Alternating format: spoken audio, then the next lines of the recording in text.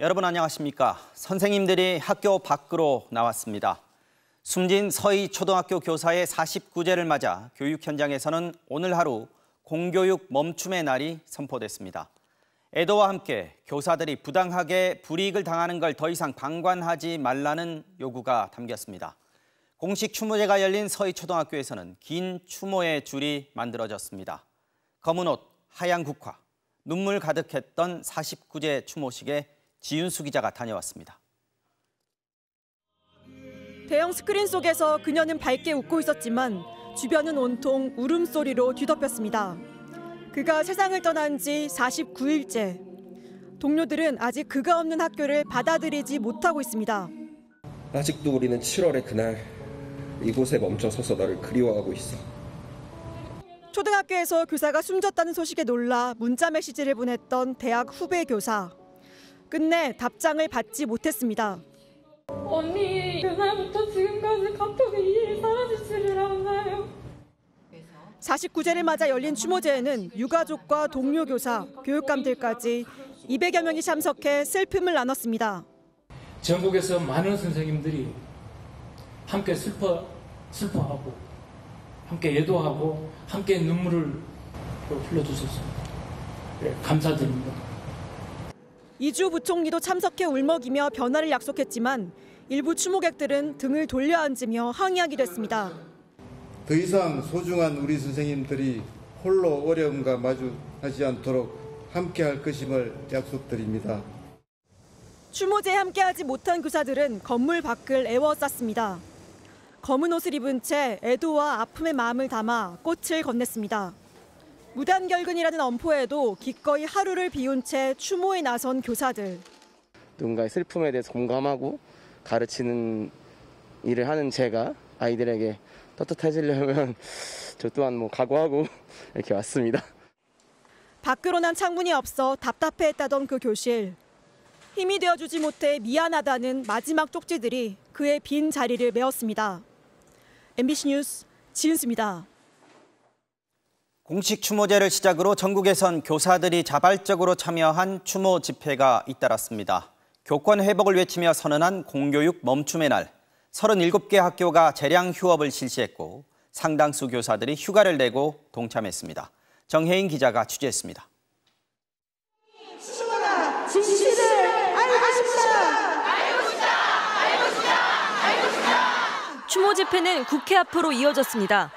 검은 옷을 입은 교사들은 진상규명이 추모라고 적힌 피켓을 들었습니다. 우리를 보호해줄 사람도 조직도 없거니와 그나마 있는 제도마저도 무용지물이었습니다. 오랜 무기력을 깨고 일어나 함께 변화를 도모해야 할 때입니다. 현장에는 유가족의 편지가 전달됐습니다. 우리 빈자리를 받아들이는 것조차 힘들지만 그럼에도 앞으로 진실 찾기에 더 신경을 써서 그렇게 떠나야만 했던 너의 한을 꼭 풀어주고 싶구나. 평일임에도 전국 각지에서 찾아온 교사와 시민 15,000여 명이 몰렸습니다. 나흘 새 용인과 서울, 전북에서 교사 3명이 연이어 숨지며 추모 열기는 더 고조됐습니다. 수업 시간에 자는 아이를 깨우다가 변호사를 만나야 했습니다. 학교 폭력을 말리다가 아동학대로 신고당해야 했습니다. 부산과 대구, 충북, 대전, 춘천, 광주 등 전국 시도교육청 앞에서도 추모 집회가 열렸습니다. 예비 교사들이 공부하는 전국의 교육대학교에서도 수업이 끝난 저녁 촛불 집회를 이어갔습니다. 평일인 오늘 상당수 초등학교 교사들은 병가나 연차 같은 휴가를 내고 집회에 참가했습니다. 부산에서는 1,500여 명, 경남에서도 1,300여 명이 교직을 비운 것으로 알려졌습니다. 전국 37개 학교에선 애초에 재량 휴업을 실시하기도 했습니다. MBC 뉴스 정혜인입니다. 이런 교사들의 움직임, 더 이상 동료의 죽음을 보고 싶지 않다는 외침이기도 할 텐데요. 또 안타까운 소식이 전해졌습니다. 정년을 1년 앞둔 고등학교 체육교사가 어제 숨진 채 발견됐습니다. 수업 중 학생이 다치는 사고로 민원에 교육부 감사, 고소까지 당했는데 유족은 교사의 압박감이 매우 컸다고 전했습니다. 이혜리 기자입니다. 오늘 오후 경기 용인시의 한 고등학교 앞. 전국 각지에서 교사들이 보낸 조화 수십 개가 늘어서 있고 학생들의 발길도 이어집니다. 이 학교에 재직하다 숨진 60대 체육교사를 추모하기 위해서입니다. 한 제자는 선생님 같은 체육교사를 꿈꿨다며 뒤늦은 감사 편지를 남겼고 인근 학교에서도 찾아와 애도했습니다. 가까운 곳에서 일어난 일이니까 더욱더 약간 좀 마음이 아팠고 약간 좀 편히 쉬셨으면 좋겠다.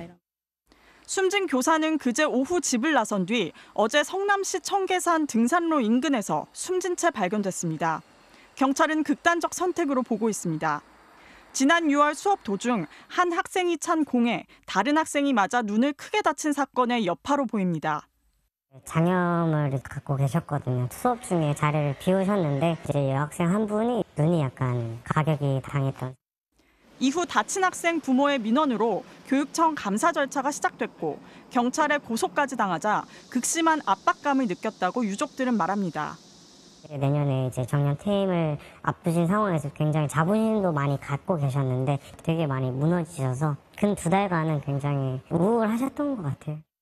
발견된 유서에는 누구에 대한 원망 없이 사고에 연루된 학생들 걱정과 함께 주변인들에게 미안하다는 말을 남긴 걸로 전해졌습니다. 수백 명의 학부모님들에 대해서 민원을 혼자 1인이 감당을 하고 있어요. 좀 더 참아보지 그러셨어요라는 말은 저도 못할 것 같아요. 지난주 서울과 전북 군산에서 초등교사 2명이 잇따라 숨진 데 이어 정년을 한 해 앞둔 35년차 교원까지 불과 나흘 새 교사 3명이 세상을 등졌습니다. MBC 뉴스 이혜리입니다. 많은 교사들이 학교 밖으로 나서면서 일부 초등학교에선 긴급하게 단축 수업을 실시했습니다. 갑작스런 일정에 불편을 호소한 학부모들도 있었지만 교사들의 선택에 공감한다는 반응도 많았습니다. 교육부는 참가 교사들의 위법 행위에 대한 징계 원칙은 바뀌지 않았다고 밝혔습니다. 이어서 전동혁 기자입니다. 서울 서초구의 한 초등학교는 등교 전 학부모들에게 갑자기 단축 수업을 알렸습니다. 공교육 멈춤의 날에 예상보다 많은 교사들이 연차와 병가를 내면서 정상 수업이 어려워졌기 때문입니다. 직장 일찍 가는 엄마들은 그런 거 모르고 이제 보내다가 이제 학교에서 다시 볼 수 있다고 늦게 나온 걸 알리는.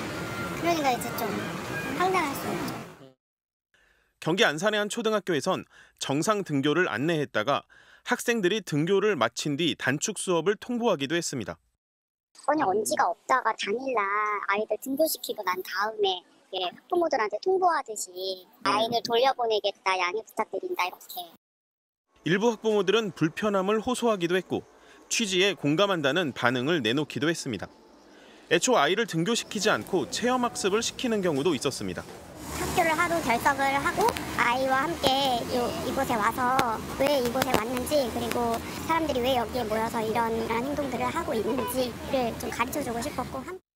교육당국의 강경 대응 방침 속에 교사들의 참여가 주춤할 것으로 예상됐지만 뜻밖의 많은 교사들이 추모 열기에 동참하면서 곳곳에서 혼선이 불가피했던 겁니다.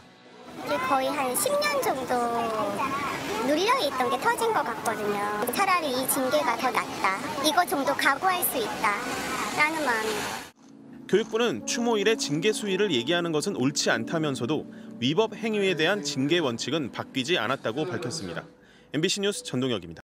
그동안 교육당국은 교권 회복을 위한 대책을 내놨고 국회도 개선안 마련에 나섰습니다. 그런데도 교사들의 집회는 계속해서 이어지고 있는데요. 교육부 취재하는 지윤수 기자와 이 문제 더 짚어보겠습니다. 자, 교사들의 분노 좀처럼 수그러들지 않고 있는 모습인데 왜 그런 걸까요? 네, 교사들은 정부 대책 자체에 대해서 의구심을 좀 갖고 있는데요.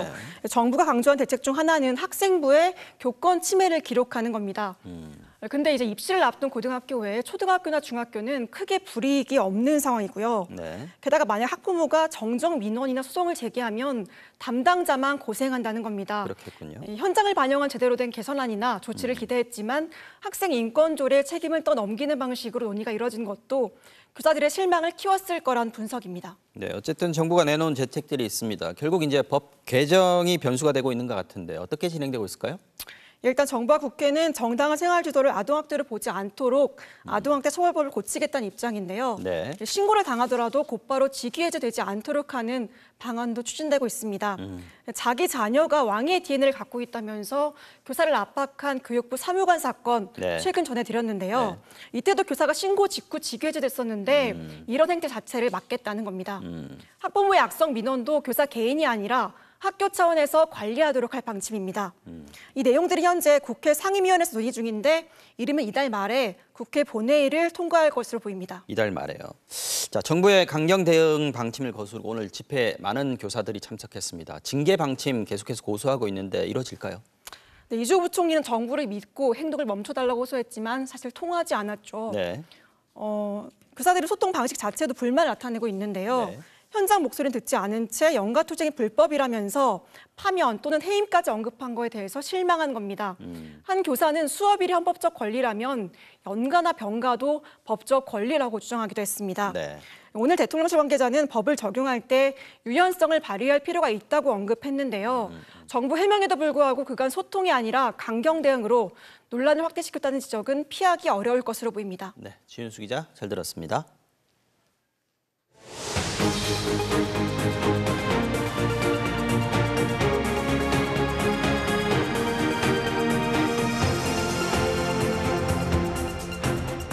계속해서 다음 소식 전해드리겠습니다. 논란이 되고 있는 홍범도 장군의 흉상 철거 문제를 공개적으로 반대하고 있는 문재인 전 대통령을 향해서 대통령실이 정면으로 비판하고 나섰습니다. 전임 대통령이 지나치게 나서는 게 문제라고 저격한 건데요. 민주당은 반성은 못할 망정 책임을 떠넘기려 하고 있다면서 반박했습니다. 조희원 기자가 취재했습니다. 문재인 전 대통령이 어제 페이스북에 올린 글입니다. 홍범도 장군 흉상 철거에 대해 역사를 왜곡하고 정체성을 스스로 훼손하는 처사라고 강한어조로 비판했습니다. 육사 차원에서 논의된 일이라 하더라도 이 정도로 논란이 커졌으면 대통령실이 나서서 논란을 정리하라면서 사실상 철회를 압박했습니다. 문 전 대통령이 흉상 이전에 반대 입장을 표명한 건 이번이 두 번째입니다. 일주일 전에도 철거 움직임에 깊은 우려를 표한다, 숙고해주길 바란다는 입장을 밝혔는데 발언 수위를 높여 재차 공개 발언에 나선 겁니다. 앞서 윤석열 대통령은 흉상 이전에 대해 비공개 석상에서 자신의 의견을 밝힌 것으로 전해졌습니다. 문제를 제기하고 한번 어떤 것이 옳은 일인지 생각해 봤으면 좋겠다 이렇게 말씀을 했습니다.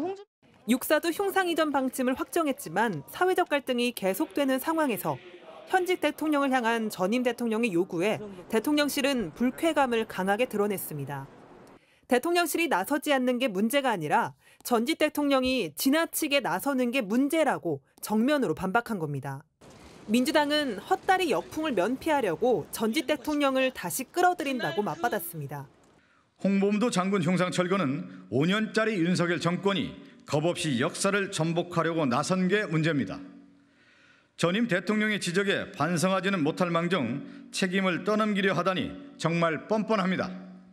또 문재인 정부가 설치했다는 이유로 흉상을 철거하려는 편협한 태도가 문제였다며 전임 정부에 대한 적개심으로 국정을 운영하면 나라가 두동강 날 뿐이라고 비판했습니다. MBC 뉴스 조희원입니다. 홍범도 장군의 흉상 철거 결정에 이어서 해군 잠수함이죠. 홍범도함의 이름 변경에 대한 논란도 계속되고 있습니다. 국무총리에 이어서 오늘은 국방부 장관이 이름을 변경할지 검토가 필요하다는 입장을 밝혔는데요. 해군은 이름 변경을 현재 검토하고 있지 않다고 거듭 밝혔습니다. 이덕영 기자가 취재했습니다. 국회 예결위에 출석한 이종석 국방부 장관. 해군 잠수함 홍범도함의 이름을 바꿀지 검토가 필요하다고 밝혔습니다. 홍범도함 명칭에 대해서는 검토가 필요하지 않겠나 이렇게 보고 있습니다. 국방부도 검토가 필요하다 이렇게 생각하는 거예요? 예. 필요하면 검토하겠다던 입장에서 검토가 필요하다며 한 발 더 나아갔습니다. 한덕수 국무총리가 이름을 바꿔야 한다고 말한 데 이어 장관까지 이를 재차 확인한 겁니다. 검토에 앞서 명칭 변경 필요성에 대한 의견 수렴에도 나서겠다고 말했습니다. 의견을 좀 더 들어보고 해군 입장도 들어보고 해서 필요하다면 바꾸는 방안도 검토하겠다. 해군의 입장을 들어보겠다 했지만 사실상 이름을 바꾸라고 해군을 압박하는 모양새입니다. 해군은 현재 명칭 변경을 검토하고 있지 않다는 입장을 반복했습니다. 추가로 드릴 말씀은 없습니다. 함정 명칭은 해군 자체위원회를 거쳐 해군 참모총장이 승인합니다. 함정 명칭의 제정 절차와 명칭별로 의미를 세세히 밝힌 책자에서 해군은 홍범도 장군을 이렇게 평가했습니다. 유격전을 펼치면서 일본군을 연파해 나르는 호랑이, 즉 비호라 불리며 명성을 떨쳤다. 연해주 지역에 항구와 금광을 전전하며 군자금을 확보했다. 봉오동 골짜기에서 최초의 대규모 승전을 거두었다. 이종섭 장관은 다른 함정에 붙은 이름에 대해서도 이미 조사를 벌였다고 밝혔습니다. 논란을 불러일으킬 만한 역사적 인물들에 대한 전수조사를 해봤냐고요, 국방부 차원에서. 전수조사는 해보지 않았고 다만 해군 함정에 대해서는 전체 한번 1차 확인은 했습니다. 역사적 평가를 뒤엎으며 이념을 내세운 국방부발 역사 사냥은 홍범도함이 끝이 아닐 가능성이 커 보입니다. MBC 뉴스 이덕영입니다. 자, 이런 상황에 대해서 홍범도 장군의 후손과 고려인들은 당혹스러운 마음을 감추지 못하고 있습니다. 정권에 따라서 달라지는 역사 해석에 혹시나 또 다른 오해와 피해를 당하지는 않을지 불안한 마음인데요. 광주의 한 고려인 마을에 천홍희 기자가 찾아가 봤습니다. 광주 월곡동의 한 고려인 마을. 마을 한가운데는 홍범도 장군의 흉상이 서 있습니다. 이 마을에는 지난 2001년부터 카자흐스탄 등에서 한국으로 이주해온 고려인 7천여 명이 모여 살고 있습니다. 홍범도 장군 유해가 서거한 지 78년 만에 고국으로 돌아온 이후 홍범도 장군 후손이 장군의 독립운동 업적을 기리고 고려인의 자긍심을 키우기 위해 흉상 건립을 추진했습니다. 육사와 전쟁기념관에 흉상이 세워진 적은 있지만 고려인 마을에 세워진 것은 처음이었습니다. 국가와 국민을 위해서 헌신하는 분들을 모시는 일은 정부가 마땅히 해야 될 일이고 저희 국가보훈처가 해야 될 가장 중요한 책무라고. 국가보훈부는 지난 5월 이 흉상을 정부가 관리하는 현충시설로 지정했고 지난달 광복절에는 봉오동 전투를 재현한 행사가 열리기도 했습니다. 하지만 최근 공산주의자 이력 논란이 커지면서 마을에는 당황한 분위기가 역력합니다. 고려인 마을을 찾았지만 홍범도 장군과 관련한 취재진의 질문에 답변을 피하는 등 불편한 모습입니다. 3년에 한 번씩 재외동포 비자를 연장해야 하는 고려인 입장에선 불이익이 있을까 조심스럽다는 답이 돌아옵니다. 공산당처럼 외도되니까 우리를 지금 공산주의자로 보고 처리가 시키지 않을까 하는 그 두려움 속에서 지금 떨고 있어요. 비자 연장은 혹시 안 될까, 또 불이익을 당하지 않을까 하는. 흉상 건립을 추진했던 홍범도 후손은 지금의 상황을 개탄했습니다. 우리 고려인들은 홍범도 장군 하면 안전 우사가예요. 피를 토하고. 정권에 따라 달라지는 역사 해석에 고려인 주민들은 또 다른 오해와 피해를 당하지는 않을지 불안한 마음입니다. MBC 뉴스 천홍입니다. 해병대 최상병 순직 사건을 수사하다 항명 혐의로 입건된 박정훈 전 수사단장이 오늘 법원에 출석했습니다. 보직해임 처분이 근거 없는 횡포라면서 막아달라고 요청했는데요. 사전 구속영장이 기각되면서 무리한 수사였다는 비판을 받고 있는 군 검찰은 내일 박 대령을 불러서 조사할 예정입니다. 신수아 기자가 취재했습니다. 전 해병대 수사단장 박정훈 대령이 보직해임은 부당하다며 법원에 낸 집행정지 재판의 첫 심리가 열렸습니다. 박 대령 측은 하루빨리 복귀해 최상병 순직 사건에 대한 보강 수사를 할 수 있도록 해달라고 법원에 요청했습니다. 쟁점은 박 대령이 수사단장 보직에서 해임될 정도로 중대한 잘못을 했느냐인데 결국 경찰에 사건을 넘기지 말란 윗선의 지시가 명시적으로 있었느냐를 따지게 될 것으로 보입니다. 국방부의 어떤 그 수용할 수 없는 지시가 하달됐고 그 부분에 대해서 해병대 사령관과 지금 수사단장이 상당히 고민에 빠져서 대처 방안을 모색하는 과정이었을 뿐이다. 또 군사경찰의 독립성을 법원이 얼마나 중요하게 보느냐도 관건이 될 것으로 보입니다. 박 대령 측은 수사단장의 해임으로 수사단에 많은 군인들이 위축돼 있다며 군 인권은 물론 외압의 실체를 규명하기 위해서라도 독립성이 보장돼야 한다고 주장합니다.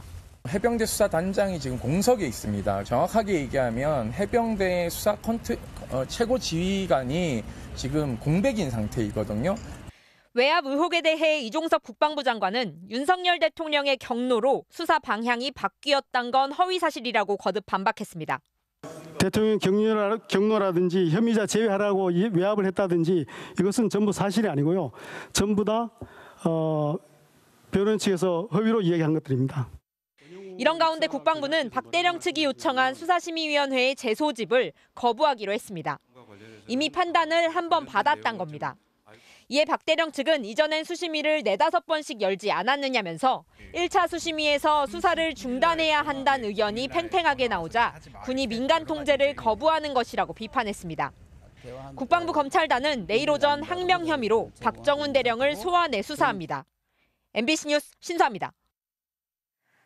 박정훈 대령이 출석한 법원 앞에는 과거 군 사망 사건으로 소중한 자식들을 떠나보냈던 다른 유가족들도 모였습니다.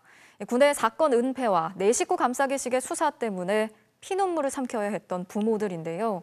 이들이 박정훈 대령을 응원하는 이유가 뭔지 홍익표 기자가 직접 들어봤습니다. 박정훈 대령을 응원하기 위해 법원 울타리에 걸린 현수막들. 군 복무 중 숨진 자식을 둔 유가족이 박 대령을 위해 마련한 겁니다. 유가족 앞에 다가간 박정훈 대령은 한 사람 한 사람 손을 잡고 고개를 숙입니다. 먼저 보낸 아들, 딸의 명예를 위해 군 수사기관과 싸움을 벌여왔을 유가족들이 한달음에 달려온 이유는 뭘까? 안전장비 하나 없이 물에 들어갔다 숨진 최상병의 죽음에 화가 끓어올랐다고 말합니다. 왜 우리 피 같은 애들을 죽이냐 이 말이야. 매뉴얼 하나를 갖추지 않고 사람을 살릴 수 있는 그런 군 지휘관들이 그런 거 하나 만들지 못해가지고 이렇게 애들을 죽이냐 이 말이야. 자식을 잃으면 부모는 쇠망치로 머리를 한 대 맞은 듯한 충격에 선정산매에 듭니다. 그 사이를 틈타서 사건을 다 덮고 제대로 사건을 처리한 사람이 오히려 벌을 받는 현실이 개탄스럽다고도 했습니다. 수사하는 사람이 수사를 정직하게 정확하게 하는 건 그건 당연한 것 아닙니까? 그 당연한 걸 했다고 항명으로 처리하면 누가 열심히 합니까? 딸이 세상을 등지고 나서야 군의 사건 은폐와 축소를 막기 위해 개정됐던 군사법원법. 항명과 수사 외압 논란으로 번진 최상병 사건을 보면 이조차 지켜지지 않을까 걱정스럽다고 말합니다. 법을 바꿨으면 그대로 하면 되는데 왜 이게 우리 예람이 희생이 헛되게 아무런 힘이 없게끔 법을 만들어버리는 걸까 그 생각을 하면 굉장히 마음이 아픕니다. 군 스스로 의혹 없이 진실 규명에 나섰더라면 거리에 나서는 일도 없었을 거라는 유가족들. 이들이 박정훈 대령에게 보내는 응원은 그래서 믿을 수 있는 수사를 해달라며 군에게 보내는 외침이자 경고입니다. 아들 낳아서 군에 보낸 부모들이 더 이상 죄인처럼 그 진실 한 조각 찾겠다고 길바닥으로 내모는 일은 이제 국가가 종지부를 찍어줘야 되는 시점 아닌가. MBC 뉴스 홍익표입니다. 이런 가운데 대통령실이 국가안보실에서 국방 분야를 담당하는 참모 2명을 모두 교체하기로 했습니다. 정기 인사의 일환이라는 입장이지만 최상병 사건의 처리에 대통령실의 외압 논란이 번지자 꼬리 자르기에 나선 것 아니냐 이런 의혹이 제기되고 있습니다. 이정은 기자가 전해드리겠습니다. 외압 논란이 불거진 최상병 순직 사건 수사. 대통령실에서 국방 분야 보고라인에 있는 인물들은 임종득 국가안보실 2차장과 임기훈 국방비서관입니다. 임 비서관은 최상병 수사계획서와 결과 브리핑 자료를 모두 미리 받았다고 국회에서 답변했습니다. 국방비서관님 몇 시에 그거 보고 받았습니까? 브리핑 자료? 31일 날 오전에 제가 받았습니다. 임 비서관의 직속 상관인 임 차장은 해병대 사령관으로부터 사건 진행 과정을 따로 들었습니다. 해병대 사령관이 현재까지 진행된 상황에 대해서 보고를 해줬다고 하는데 사실입니까? 예, 8월 2일 날 제가 해병대 사령관에게 전화가 한 적이 있습니다. 그런데 대통령실이 이 둘 모두를 교체하기로 했습니다. 임 차장은 후임 국방부 차관으로 이동하고 임 비서관은 10월 상선급 인사에 맞춰 군으로 복귀할 전망입니다. 대통령실은 최근 사건보다 훨씬 이전부터 준비되고 계획된 인사라며 군 출신이거나 현역 군인이어서 적어도 6개월 전부터 준비해야 한다고 설명했습니다. 최상병 사건이 영향을 미친 것 아니냐는 의심을 부인한 겁니다. 하지만 최상병 순직 사건 처리 과정이 아직 명확히 규명되지 않은 시점에 교체 소식이 전해지면서 의혹은 사그라들지 않고 있습니다. 특검이 불가피하지 않느냐라고 하는 국민적 의혹이 확산되고 있는 와중에 갑작스럽게 이렇게 대통령실에 2차장과 국방비서관을 바꾼다는 보도가 누가 보더라도 이거는 꼬리 자르기밖에 해석이 안 되거든요. 유승민 전 국민의힘 의원도 유일하게 짚히는 건 박정훈 대령에 대한 수사 외압 의혹이라며 이들은 수사 외압 의혹 사건의 핵심 증인이라 지적했습니다. MBC 뉴스 이정은입니다. 이동관 방송통신위원장이 취임 후 처음으로 국회 상임위원회에 출석했습니다. 이 위원장은 이 자리에서 이른바 가짜뉴스를 보도한 언론사에 원 스트라이크 아웃제를 도입해야 한다고 말했습니다. 또 그 최종 단계는 폐간이라고 했습니다. 민주당은 방통위원장에겐 가짜뉴스를 판단할 권한이 없다고 했고 이 위원장을 방통위원장으로 인정할 수도 없다고 했습니다. 신준명 기자가 보도합니다. 취임 후 처음으로 국회 과방위 전체 회의에 출석한 이동관 방송통신위원장. 그런데 민주당 위원들 자리가 텅 비어 있습니다. 이 위원장을 방통위원장으로 인정할 수 없다며 이 위원장이 회계 결산에 대한 설명을 하는 동안 전원 퇴장한 겁니다. 자리에 복귀한 뒤에도 위원장이 아닌 방통위 간부에게 질의를 이어갔습니다. 근데 제가 조성은 사무처장 나오십시오. 하나 여쭤봐도 됩니까? 아니요. 조성은 사무처장 나오세요. 여당 의원들은 독립언론 뉴스타파가 보도한 윤석열 대통령이 검사 시절 부산저축은행 수사를 무마해줬다는 김만배 씨의 인터뷰 뒤에 돈이 오간 혐의가 있다는 검찰 수사를 집중 부각했습니다. 이 위원장은 해당 보도가 중대 범죄 행위, 국기 문란 행위이고 MBC 등 공영방송이 이 기사를 인용 보도한 것은 가짜뉴스의 악순환이라고 주장했습니다.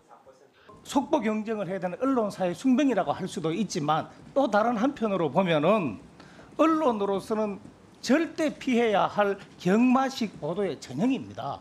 다시는 이 같은 일들이 발생하지 않도록 말하자면 원 스트라이크 아웃제 도입을 반드시 해야 된다고 생각합니다. 원 스트라이크 아웃의 최종 단계는 언론사의 폐간 등 퇴출을 의미한다고 재차 설명했습니다. 이런 가짜 뉴스를 고의로 기획하고 시나리오를 만들고 행동하는 이런 매체에 대해서는 저는 폐간을 고민해야 된다. 그것이 바로 원 스트라이크 아웃의 최종 단계입니다. 네. 민주당은 방통위원장에게 가짜뉴스를 판단할 권한이 없다고 주장했습니다. 박문진 이사회와 방통위는 그것을 판단할 권한이 없는 집단입니다. 권한이 없는 집단들이 마치 권한이 있는 것처럼 그렇게 주장하는 것은 월권이고 그러면서 총선 영향 때문에 한국 정부가 후쿠시마 오염수 조기 방류를 요청했다는 아사히 신문 보도에 대해서는 왜 적극적인 대응을 하지 않느냐고 되물었습니다. MBC 뉴스 신준명입니다. 법무부가 검찰 고위직 인사를 단행했습니다. 검찰의 꽃으로 불리는 검사장으로는 14명이 승진했는데요. 그중엔 지난 총선을 앞두고 정치권에 고발장을 전달한 것으로 지목된 이른바 고발사주 의혹 사건의 피고인 손준성 검사도 포함됐습니다. 재판을 받는 피고인 신분이면서 각종 수사를 지휘하는 검사장이 된 건데 과연 적절한지 논란이 반복되고 있습니다. 신재웅 기자입니다. 지난 2020년 총선을 앞두고 당시 국민의힘 김웅 후보에게 손준성 보냄 표시가 붙은 고발장들이 전송됐습니다. 윤석열 검찰이 진보 진영 인사들을 고발하도록 사주했다는 이른바 고발사주 의혹. 1년 넘게 재판을 받아온 손준성 당시 수사정보기획관은 인사 발표 날에도 법정에 피고인으로 섰습니다. 검사장 승진 전망도 나오는데 한 말씀 좀 해주시죠. 손 검사는 검찰의 꽃으로 불리는 검사장으로 승진하면서 대구고검 차장으로 영전했습니다. 피고인 신분 검사의 영전이 처음은 아닙니다.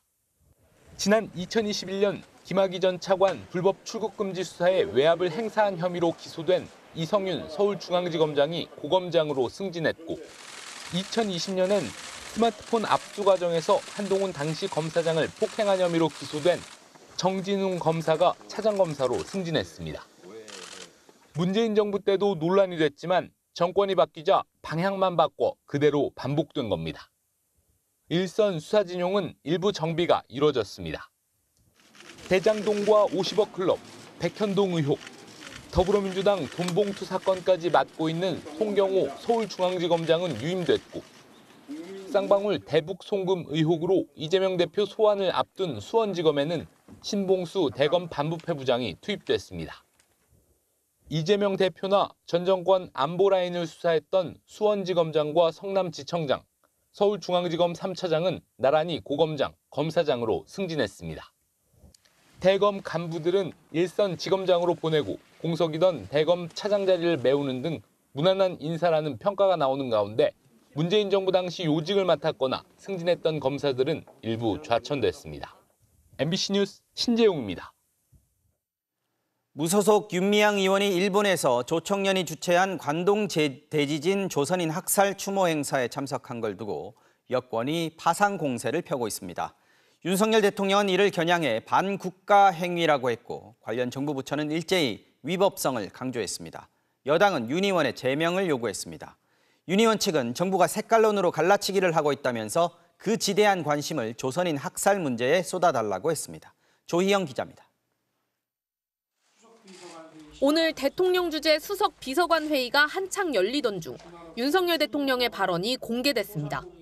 반국가 행위에 모든 국민과 함께 단호하게 대응해야 한다고 말했다는 겁니다. 자유민주주의 국채를 흔들고 파괴하려는 반국가 행위에 대해서는 정치 진영에 관계없이 모든 국민과 함께 단호하게 대응해야 한다. 그러면서도 대통령실 관계자는 조총련은 대법원이 국가보안법상 반국가단체라고 판결한 단체라 부연하며 윤 의원을 향한 발언임을 시사했습니다. 국민의힘은 윤 의원이 대한민국을 부정하는 자리에 버젓이 앉아 있었다며 국회 윤리위에 제명안을 제출했습니다. 남조선 괴뢰도당이라는 말을 공공연히 내뱉는 반국가단체에 동조한 윤미향 의원은 국회의원직은 물론이고 대한민국의 국민 자격조차 없습니다. 국회에 출석한 장관들을 상대로 한 여당 의원들의 질의도 윤 의원 논란에 집중됐습니다. 박진 외교부 장관은 북한의 대리기관인 조총련 행사에 참석했다고 평가했고 김영호 통일부 장관은 위법성을 지적했습니다. 통일부의 견해는 어떠십니까? 윤미향 의원께서는 통일부에 사전 접촉 신고를 한 바가 없고 과태료를 부과하실 거죠? 네, 그렇습니다. 윤 의원의 행보가 여권의 집중 포화를 맞는 건 윤 대통령이 최근 공산주의에 대한 비판을 거듭하고 있는 상황과 무관하지 않습니다. 이념 전쟁의 최일선을 자처한 윤 대통령은 오늘도 반국가 행위에 대한 단호한 대응을 강조했습니다. 윤미향 의원 측은 이에 대해 지대한 관심을 관동 조선인 학살 문제에 가져달라며 일본 방문해서 조총련 구성원을 접촉할 계획이 없었고 결과적으로 접촉한 사실도 없다고 밝혔습니다. 그러면서 정부가 반공시대로 회귀해 색깔론으로 갈라치기를 하고 있다고 주장했습니다. MBC 뉴스 조희영입니다. 더불어민주당이 일본 후쿠시마 원전 오염수 방류에 반대하는 입장을 담은 편지를 88개 당사국에 보냈습니다. 오늘은 국제공동회의도 개최하면서 여론전의 속도를 냈는데요. 국민의힘은 외교 자해 행위라고 비판했습니다. 김민영 기자의 보도입니다. 민주당 주최로 열린 후쿠시마 원전 오염수 해양투기 중단 국제공동회의. 오염수 방류에 반대하는 미국과 일본, 중국 전문가가 화상으로 참여해 우려를 쏟아냈습니다. 알프스로 처리 제대로 되지 못한 오염수가 새어나와서 계속해서 이렇게 배출이 되고 이것이 계속해서 바다로 흘러나가고 있고 앞으로도 계속 이럴 것이라는 것을 유추해 볼 수 있습니다. 수십 년간 생태계에 미칠 영향에 대해 아직 충분한 연구가 이루어지지 않았다는 지적도 이어졌습니다. 30년 동안 130만 톤이 넘는 방사능 오염수를 태평양에 지속 방류한다는 것은 전례 없는 일이므로 우리는 이것이 해양 생태계와 인류에 어떠한 영향을 미치는지 알 수 없습니다. 민주당은 폐기물의 해상 투기를 금지하는 국제협약인 런던협약과 의정서 가입 88개 국가에 친서를 보내는 등 국제 여론전에 박차를 가하고 있습니다.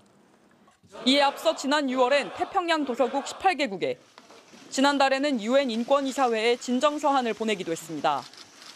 UN 인권이사회와 국제원자력기구 IAEA 등의 의원단 파견도 추진하기로 했습니다. 국민의힘은 이재명 대표가 집회 규모가 줄어들어 당황한 탓인지 시선을 해외로 돌리려 하고 있다며 비판했습니다. 오염 처리수 방류 중단을 촉구하는 친서를 보내고 국제 공동회의도 열겠다면서 대한민국 국격을 실추시키는 외교 자해 행위를 하고 있습니다. 그러면서 정기국회가 시작된 만큼 민생 현안을 챙기는 데 협조해달라고 촉구했습니다. MBC 뉴스 김민영입니다. 국민연금 개혁을 위한 초안이 지난주 공개됐는데 논란이 일고 있습니다. 보험료율을 올리고 연금 받는 나이는 늦추는 경우의 수를 잔뜩 늘어놓고 그래서 실제로 얼마나 받게 되는지는 쏙 빼놨기 때문인데요. 국회에서도 비판이 나왔고 복지부는 최종 정부안에는 이걸 반영하겠다고 진화에 나섰습니다. 박솔립 기자가 자세히 전해드립니다. 국회 연금개혁특별위원회에선 지난주 발표된 국민연금 개편안이 도마에 올랐습니다. 기여율만 12%, 15%, 18% 이렇게 높이는 거에 대해서 수용이 가능하겠다고 생각하십니까? 가능하면 양쪽의 의견이 담긴 안이 나오는 것이 바람직하고 그게 이제 연금개혁의 성공 요건이 아닌가 이렇게 생각을 합니다. 보험료율은 더 올리고 지급 개시 연령을 더 늦추는 방식만 언급한 반쪽짜리 보고서였다는 겁니다. 민감한 소득 대체율에 대해선 전혀 언급하지 않았기 때문입니다. 소득 대체율은 연금으로 실제 받는 돈이 과거 소득의 몇 %나 될지 가리키는 수치입니다. 올해 소득 대체율은 42.5%인데 퇴직 전 평균 소득이 300만 원이었다면 연금으로는 127만 원을 받는다는 뜻입니다. 그런데 정부 자문기구인 재정계산위원회에서 소득 대체율 보장에 대한 입장이 엇갈리자 초안에선 이 내용을 모두 뺐던 겁니다. 결국 정부가 진화에 나선 끝에 재정계산위원회가 소득 대체율을 보고서에 다시 넣겠다고 밝혔습니다. 소득 대체율 왜 빠졌느냐. 이게 지금 제일 큰 질타이기 때문에 포함시켜야 될 필요성이 이제 생긴 거고. 보건복지부도 연금 개혁이 필요하지만 국민들을 설득할 종합적인 방안을 검토하는 게 정부의 역할이라고 다시 강조했습니다.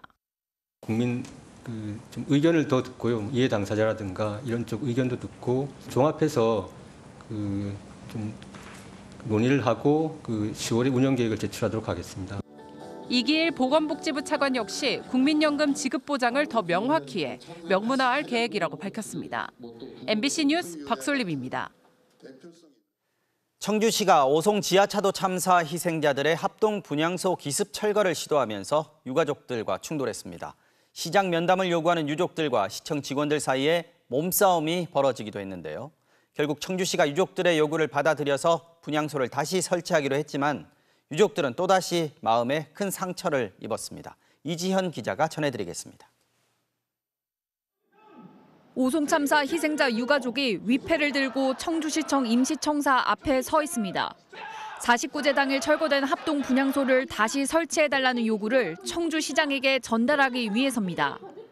하지만 청사로 들어가는 모든 문은 잠겼습니다. 유가족들의 항의 방문이 예상되자 청주시가 문을 걸어 잠근 겁니다.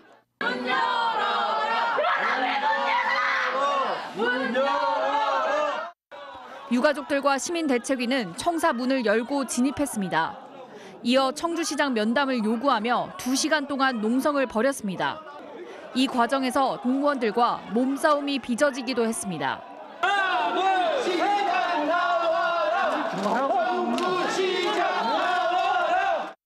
유가족과 시민대책위는 충청북도가 49제 당일 분향소를 철거하지 않을 것이라고 약속했지만 이를 어겼다며 강하게 비판했습니다. 분향소는 유족의 의사와 요구를 존중해야 함에도 불구하고 충북도와 청주시는 어떻게든 분향소를 밀어내려 했다. 양측이 협상을 위해 만났지만 진통은 이어졌습니다. 문을 이렇게 걸어 잠그시고 저희 유가족 앞에서 이렇게 마음에 또 상처를 주시는 게 어디 있습니까? 충청북도와 청주시는 당초 약속이 1일까지였기 때문에 문제 없다는 입장입니다. 우리가 유가족 협의회에 이제 연락을 드려서 이런 상황이니 어떻게 하십니까? 그랬더니 유가족 협의회에서 회의를 해서 확답을 해주셔서 협상 2시간 만에 청주시는 유가족 제안을 받아들여 시청 별관 1층에 분향소를 다시 설치하기로 했습니다. 하지만 분향소 철거에 대한 사과는 하지 않았습니다. MBC 뉴스 이지연입니다. 미국 서부 사막에 폭우가 쏟아지면서 축제를 벌이고 있던 7만여 명이 사막 한가운데 고립되는 일이 벌어졌습니다. 땅이 갑자기 진흙탕으로 변하면서 수백 대의 차량이 빠져나가지 못한 건데요. 라스베이거스에서도 도로 곳곳이 물에 잠기는 등 피해가 속출했습니다. 워싱턴에서 김수진 특파원이 전해드리겠습니다. 네바다주 사막에서 열리는 버닝맨 예술축제. 갑자기 쏟아진 비에 축제가 열리는 사막은 진흙밭이 되어버렸습니다. 수백 대의 차량이 빠져나가지 못한 채 진흙탕 속에 뒤엉켜 있습니다. 홍수로 인근 도로가 모두 폐쇄되면서 축제 참가자 7만여 명은 진흙으로 변한 사막 한가운데에 고립됐습니다. We woke up to this huge mess, like, oh my God, what just happened? You know, water was coming into the tents, and it was a little shocking. 일주일 동안 사막에 임시 공동체를 만들고 다양한 예술 활동을 하는 축제는 순식간에 생존 캠프로 바뀌었습니다. 네바다주 당국은 땅이 완전히 마를 때까지 섣불리 축제장을 빠져나오지 말고 안전한 공간에 머물러 달라고 당부했습니다. 화장실 등 위생 문제가 나빠지고 있지만 참가자들은 음식과 물을 나눠가며 서로를 돌보며 버티고 있다고 소식을 전했습니다. There's no vendors for food, no. There's just a bunch of really nice people that are sharing what they have. 고립된 현장에서 한 명이 사망한 것으로 확인됐는데 경찰은 정확한 사망 원인을 조사하고 있습니다. 백악관은 바이든 대통령이 상황을 보고받았다며 추가 피해가 없도록 지역 정부와 면밀히 모니터링하고 있다고 밝혔습니다. 네바다주에서는 토요일부터 이틀 동안 최대 3인치, 76mm가 넘는 비가 쏟아졌습니다. 비가 적은 지역인데 올해 직전까지 내린 전체 강수량과 맞먹는 양이 이틀 동안 집중됐습니다. 라스베이거스에서는 갑자기 불어난 빗물에 한 명이 휩쓸려 숨졌고 도로가 물에 잠기면서 곳곳에서 차량 수십 대가 침수됐습니다. 워싱턴에서 MBC 뉴스 김수진입니다. 베이징의 한 하천에서 홍수가 지나간 뒤 금이 발견됐다는 소식이 퍼지면서 금속 탐지기까지 동원한 금 찾기 소동이 벌어졌습니다. 하지만 금으로 알려졌던 금속 조각은 알고 봤더니 구리에 아연을 섞어 만든 황동이었는데요. SNS 계정의 인기 상승을 노리고 한 20대 남성이 뿌려놓은 것으로 드러났습니다. 베이징에서 이혜인 특파원이 취재했습니다. 베이징 외곽의 한 하천. 말라버린 하천 바닥에서 사람들이 뭔가를 찾고 있습니다. 금속 탐지기를 들고 온 사람도 있습니다. 이들이 찾고 있는 건 금부치. 지난달 이 지역에 큰 홍수가 난 뒤 하천 바닥에서 금이 발견됐다는 소문이 돌면서 사람들이 몰려든 겁니다. 안전사고를 우려한 당국의 자제 요청에도 금부치 찾기는 한밤중까지 이어졌습니다. 晚上还有人拿了手电搁那块那个照100来号人士都有。 하천 옆에는 주운 금을 사고 파는 임시 거래소도 만들어졌습니다. 楼下有捡的，楼上有收的，100一克。后来又看捡的人太多，又说60一克。 하지만 금처럼 보였던 금속 조각이 구리와 아연의 합금인 황동으로 드러나면서 금찾기 소동도 막을 내렸습니다. 지금은 이렇게 하천 전역에 통제선이 설치돼 사람들의 출입을 막고 있습니다. 경찰 조사 결과 이번 소동은 SNS 계정 인기 상승을 노린 20대 남성이 꾸민 일로 드러났습니다. 이 남성은 지난 1일 하천 바닥에 황동을 뿌린 뒤 금을 산다는 간판을 내걸고 인근 주민들을 금찾기에 끌어들였습니다.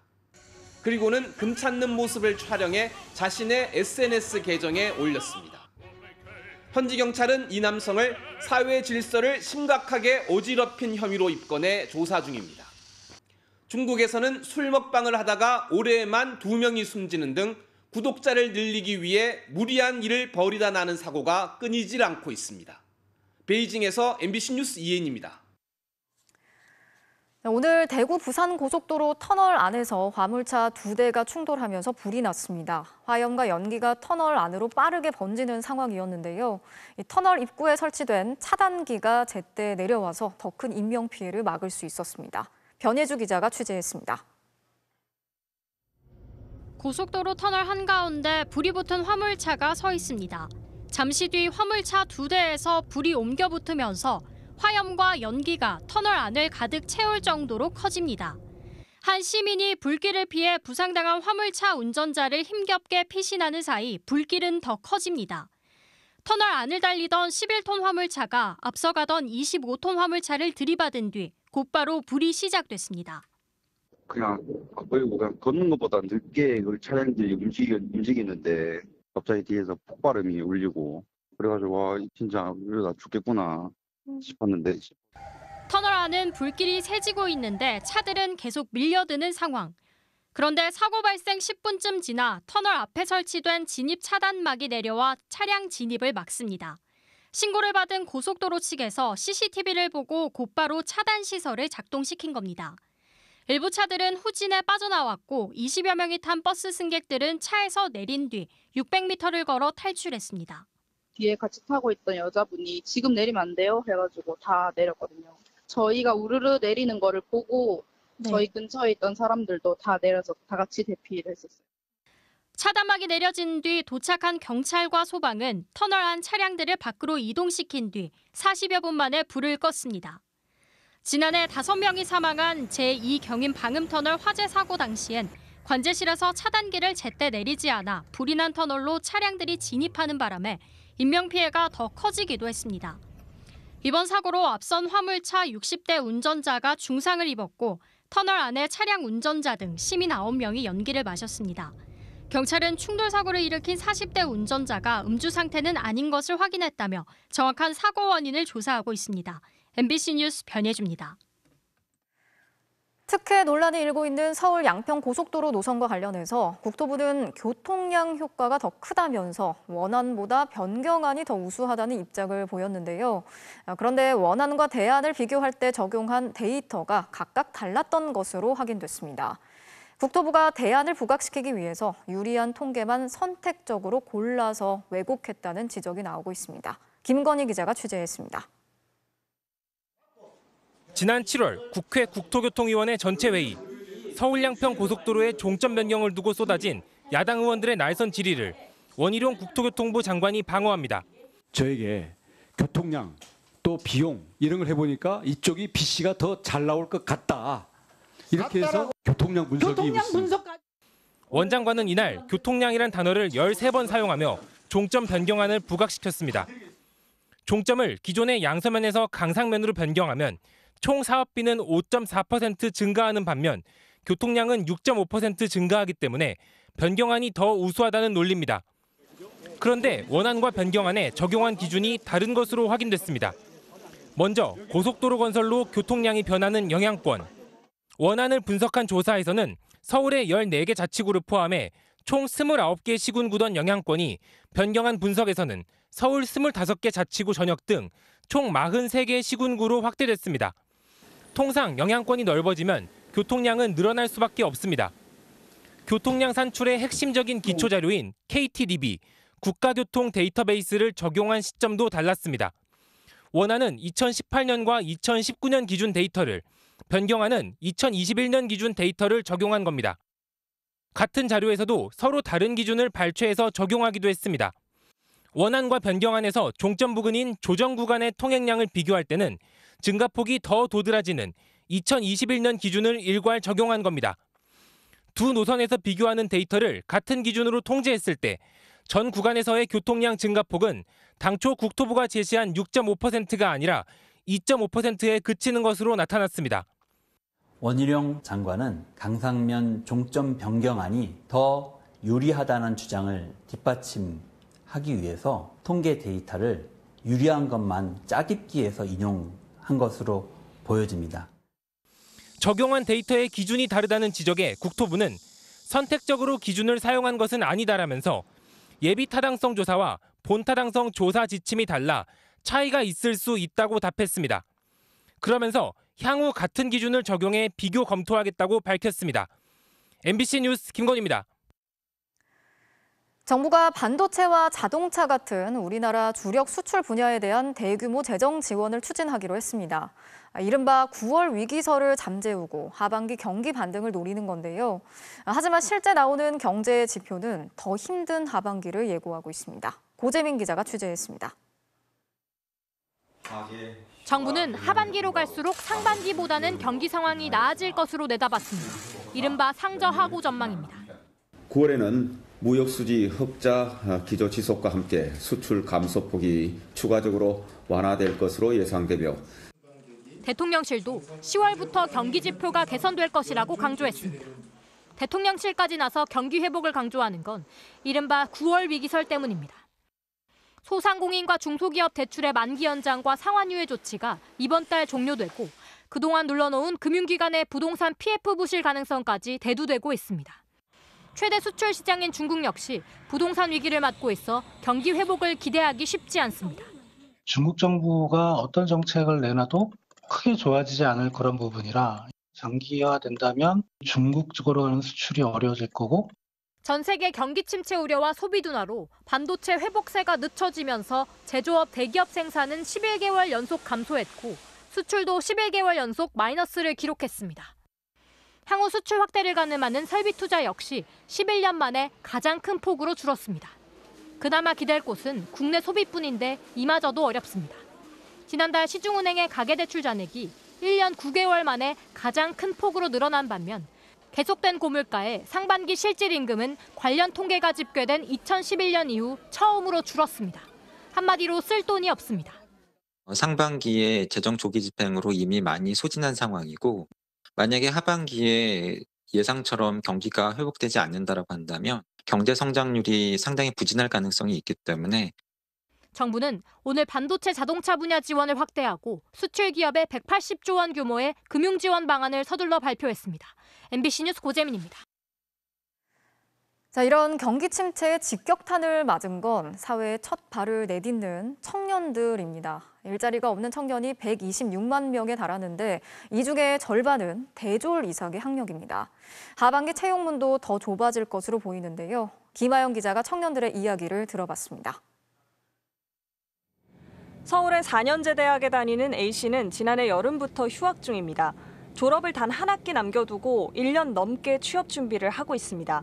한국사와 컴퓨터 자격증이 있고 대외 활동 경력은 이미 30개가 넘습니다.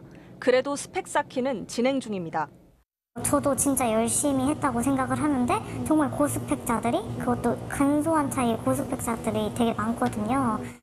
모든 기업에서 떨어진 건 아닙니다. 작년 초에는 한 중소기업에 합격했습니다. 하지만 잦은 야근과 200만 원도 채 되지 않는 월급에 결국 5달 만에 퇴사했습니다. 미래를 생각했을 때 대리나 과장, 팀장 이렇게 돼도 그 월급이 엄청 오르지 않더라고요. 그래서 그런 상황에서 계속 이 회사를 다니는 게 맞나? 기업마다 자체적으로 실시하는 인적성 검사는 또 다른 장애물입니다. 여기서 떨어지면 그동안 준비한 영어 점수, 각종 자격증은 아무 쓸데가 없습니다. 각 회사에 맞춰 미리 관련 강의를 듣거나 혼자서라도 공부를 해둬야 합니다. 들어가는데 필요하던 회사별로 적성 검사는 다 있으니까 준비해 봐야겠죠. 졸업 이후에도 미취업 상태인 청년 백수는 지난 5월 기준 126만 명입니다.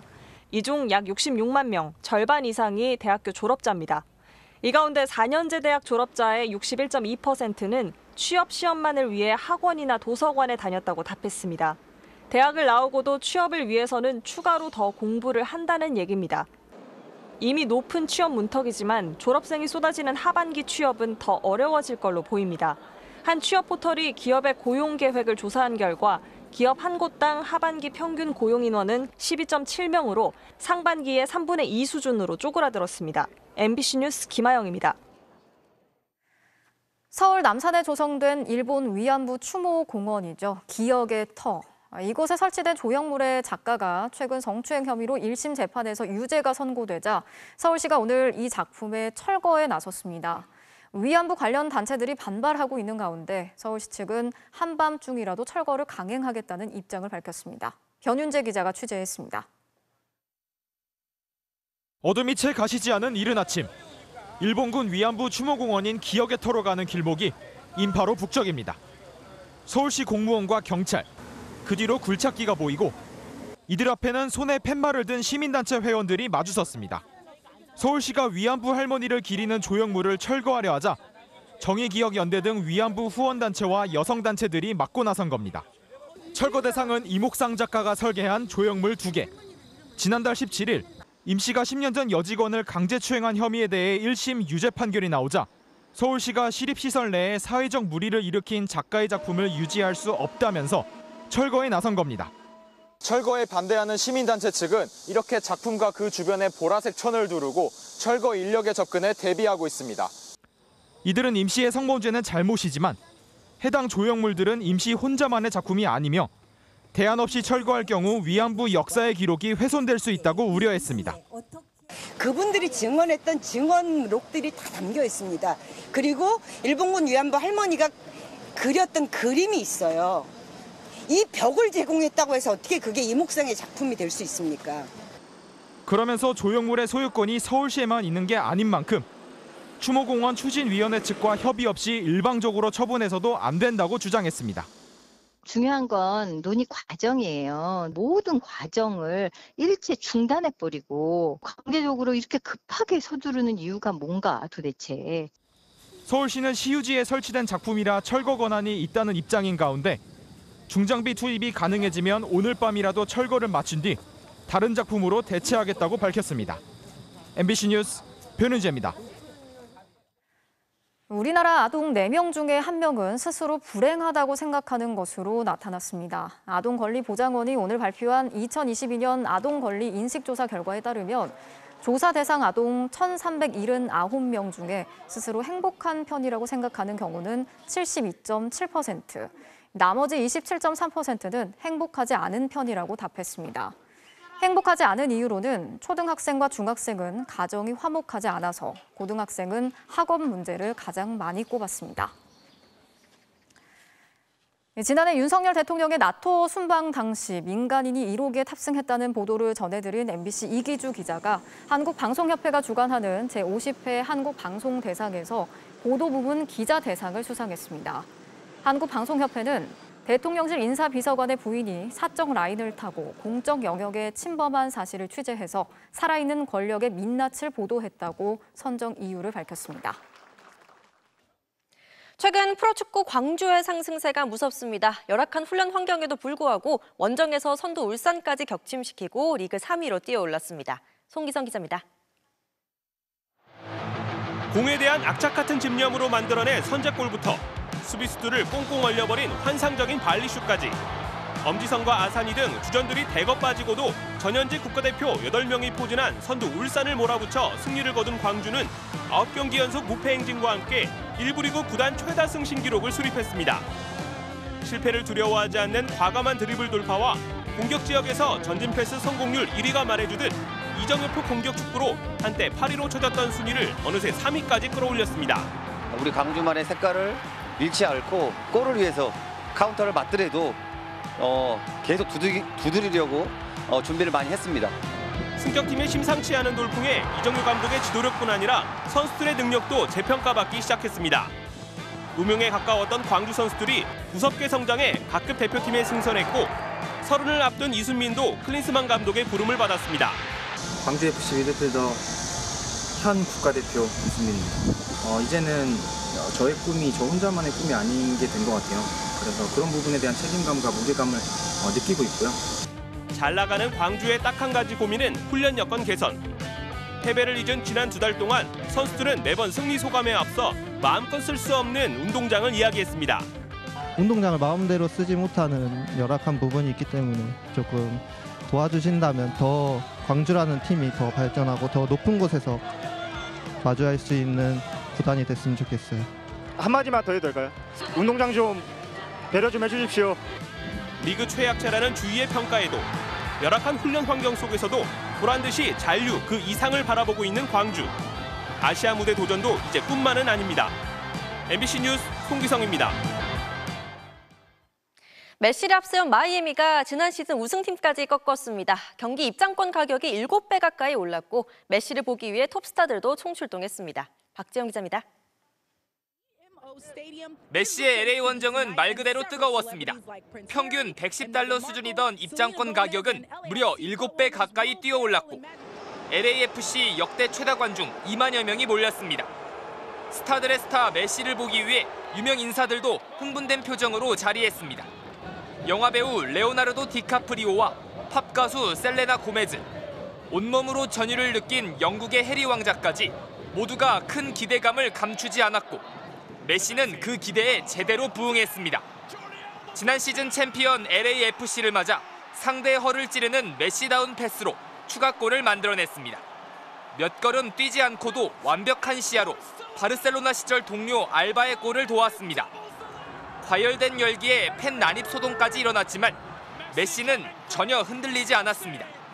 오히려 역습 기회에서 침착하고 여유 있게 쐐기골을 일궈냈습니다. Que me encuentro bien físicamente. Nada, gracias a Dios puedo seguir jugando, colaborando, intentando de ayudar al equipo en lo que pueda y bueno, ojalá sigamos en esta dinámica. 골은 없었지만 특급 도움 2개를 배달한 메시의 활약으로 마이애미는 강호 LAFC를 3대1로 꺾었습니다. 메시 데뷔 이후 10승 1무로 11경기 무패 행진도 이어갔습니다. MBC 뉴스 박지영입니다.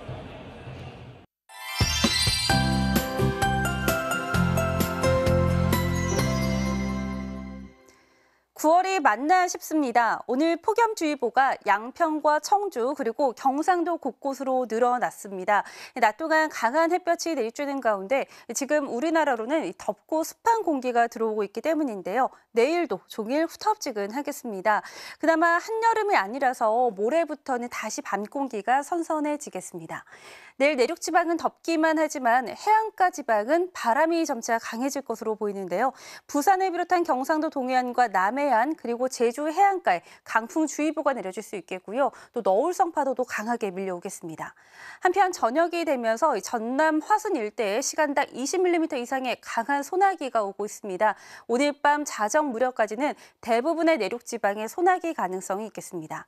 내일은 전국의 하늘 가끔 구름이 많이 지나겠고요. 오후부터는 강원 북부와 경기 북부 내륙에 소나기 가능성이 있습니다. 아침 최저 기온은 서울이 24도 등으로 예년 수준을 3, 4도가량 웃돌겠고요. 낮에는 서울이 31도, 광주가 32도까지 오르겠습니다. 목요일 아침에는 서울의 기온이 19도로 한결 선선해지겠습니다. 날씨였습니다. 월요일 뉴스데스크 마치겠습니다. 함께해 주신 여러분 고맙습니다.